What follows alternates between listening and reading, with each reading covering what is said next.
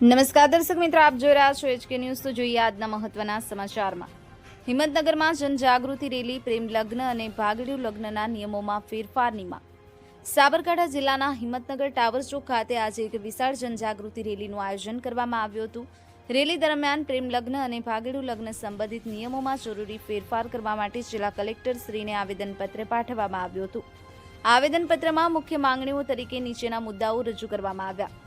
દીકરીના લગ્ન માટેની કાનૂની ઉંમર 21 વર્ષ નક્કી કરવી। લગ્નના સાક્ષીઓની ઉંમર 40 વર્ષથી વધુ હોવી ફરજિયાત છે। દીકરીના લગ્નની નોંધ જિલ્લા, તાલુકા તથા ગ્રામ પંચાયત સ્તરે કરવી ફરજિયાત કરવી।